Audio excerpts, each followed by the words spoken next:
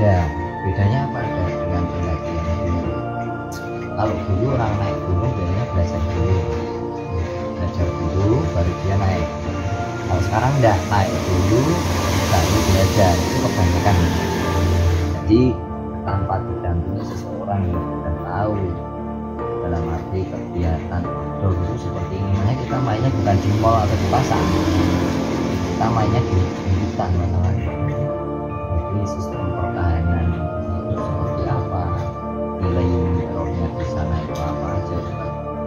Kalau orang yang belum pernah naik, dia lanjut naik tanpa bekal materi yang benar, bahaya. Contohnya gini, kalau orang dulu itu simpel aja, hipotermia yang sering kan sekarang banyak kabar itu dimana-mana hipotermia. Bedanya dulu ada tapi kecil, karena dulu dipelajari dulu, oh hipotermia itu seperti ini, pemicunya apa, oh dingin. Jadi kalau sekarang enggak, dia naik. Tapi ketika dia hipo, oh berarti pembelajarannya di situ mas. Dia hipo dulu baru belajar. Gitu. Asiknya itu di sini. Jadi belajar dari pengalaman pribadi, tapi pengalaman ini mentaruhkan nyawa. Gitu. Risikonya di situ. Beda. Gitu.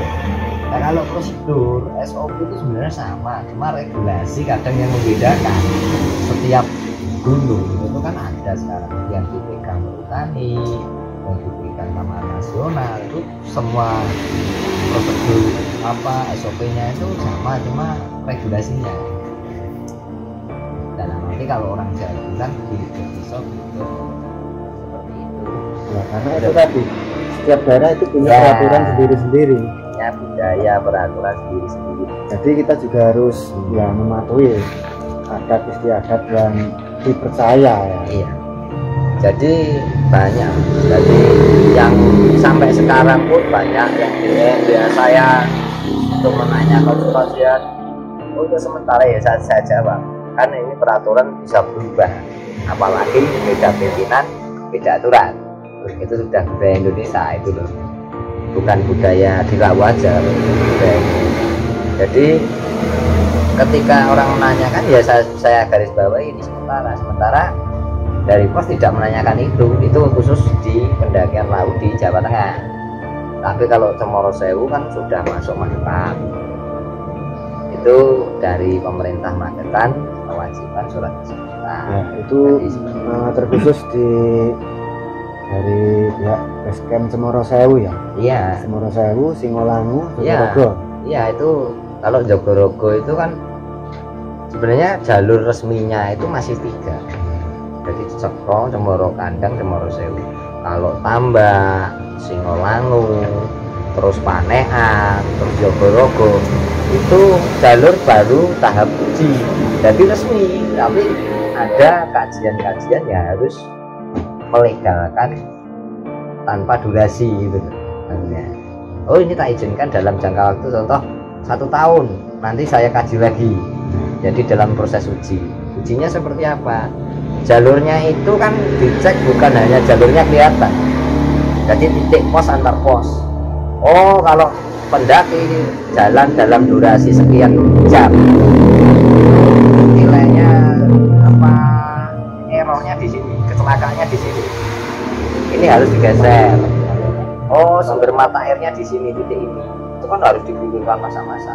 Dan nanti satu lagi tim emergency atau tim evakuasi punya akses di situ.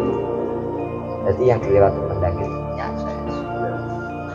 Jadi sekarang pembuatan enak. Kalau pendaki sekarang sampai tersesat berarti pendaki itu nakal. Karena jelas regulasi sekarang itu setiap jalur pendakian pasti diwajibkan ada petunjuk arah. Kalau dia potong kompas beda cerita kan nakal kan? Iya. Ya kan?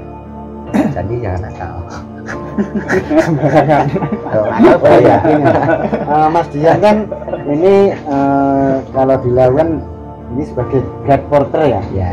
Termasuk juga yang mengurusi di pos pendakian Ya, relawan dari pos setor. Iya, setor ya. Relawan. Relawan. Pengalaman apa saja sih Mas selama Mas Dian itu bergelut di dunia guide porter dan relawan di situ kan, ketika ada survivor atau pendaki-pendaki yang mengalami sesuatu hal yang tidak diinginkan, ya pengalaman apa saja? gini Mas ya, jadi bedanya guide porter sini mau sini dengan yang lain silahkan seperti apa. Kalau di sini Mas itu mau nggak mau guide porter menjadi relawan Mas. Makanya Lawu itu bukan hanya tempat untuk mencari penghasilan, tapi itu rumah untuk kita gitu. Kita dalam arti teman-teman yang bergelut di situ, entah itu relawan, entah itu yang porter, entah itu pemandu, itu semua di situ. Jadi sama-sama ngerawat. Dan di Lawu itu melihat Lawu itu sebagai sosok ibu. Jadi kita enggak pengen ada teman-teman yang sampai kecelakaan di atas. Kalau pernah Mas evakuasi ya saya enggak perlu saya ceritakan itu. Jadi memang hampir setiap minggu itu khususnya di Ceto itu pasti ada evakuasi. Cuma skalanya kan kecil, dalam arti cuma orang kecapean, kaki tergeser sedikit. Nah, moga-moga tidak ada lagi kecelakaan gitu. Tapi selama ini data itu menunjukkan hampir setiap minggu. Kalau itu kita posting hampir setiap minggu mungkin viral. Tapi kita tidak pengen seperti itu. Sekarang logikanya gini loh. Ini kalau teman-teman, saya menceritakan teman-teman. Contoh Masnya gini. Mas bersihin kamarnya sendiri. Terus etis nggak ketika itu kita rekam? Terus kita ngomong, halo guys, kita baru bersihkan kamar nih. Itu kamar kita sendiri. Kan nggak etis. Oh, bolehlah kita buat konten, bolehlah kita ngerekam. Itu kan suatu dibuat-buat. Hampir setiap gunung sih Mas, kalau saya itu hampir ketemu itu hampir setiap gunung pernah ngalamin. Cuma kadang orang menyalahkan apa ataupun embit lah.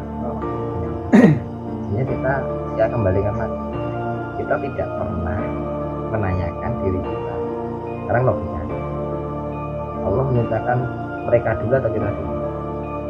Yang diciptakan otomatis jin dulu kan? Mereka senior kita loh kan?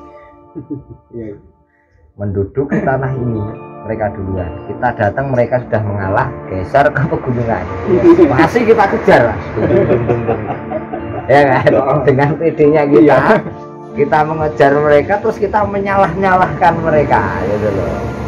Tapi kalau kita punya etika, tidak perlu Mas kita sembah-sembah mereka. Mau mereka juga ciptaan, kita hargai bukan berarti kita sembah-sembah.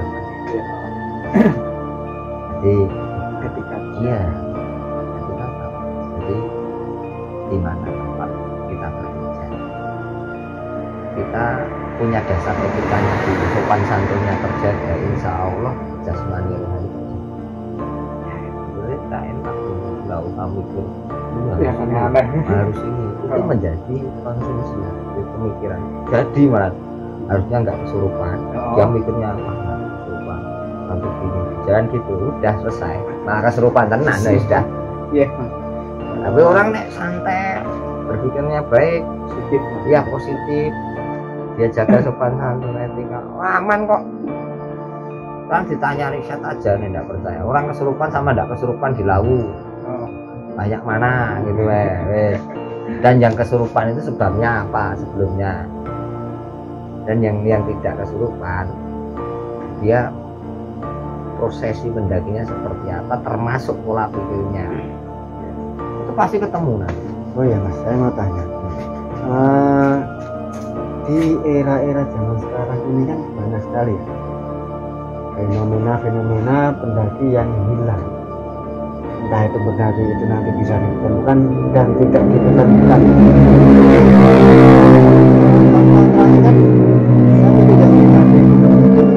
Ya. Nah, kan ramai sekali. Itu kan hilang tapi bisa balik. Terus ada juga yang hilang terus nggak bisa balik. Itu cerita sebenarnya seperti apa nih? Ya dari dua versi. itu dari versi logika kan, ya kan, dari metafisik atau dimensi yang berbeda dari logika, jadi harus ada timbangnya. Jadi contoh dari skill orang bilang sampai nggak ketemu, itu dari logika ya, di hutan tempatnya apa ya, Tuhan. Di hutan itu apalagi di gunung konturnya seperti apa sih, jelas ada juga. Terus daya pembusukan manusia ketika dia jatuh meninggal itu berapa lama sih, itu harus dipikirkan, bener nggak? Dia hancur terus dimakan hewan dan sebagainya, nggak ada yang tahu, bener nggak? Ini dari segi logika loh, itu nalar bisa mas dengan seperti itu. Tapi ketika kita membahas makhluk astral atau dimensi lain, itu banyak, bukan hanya itu, kayak di lautan pernah dengar kata seperti itu. Ya ada nggak ada, saya pernah ngalamin baru aja itu itu bahwa salah satu jadi tokoh gimana ya, tokoh masyarakat, tokoh adalah satu jabatan di sebuah kabupaten itu ada yang tetap 3 orang itu dari gadget pemandu semua, jadi dia sama pemandu semua pernah. Jadi saya dimasukkan ke area yang belum pernah saya melihat hutan itu, hutan, tapi tidak tahu, tidak pernah jumpai hutan seperti itu. Tapi alhamdulillah bisa keluar mas, keluar dari situ, niat tekad berdoa ada. Masalah itu mati bukan kok yang menentukan loh mas, ya kan? Bukan berarti saya bilang seperti itu terus saya tak kabur, saya paling lebih hebat dari enggak. Ini kan garisnya memang seperti itu, hidup mati kan yang menentukan bukan kan seperti itu.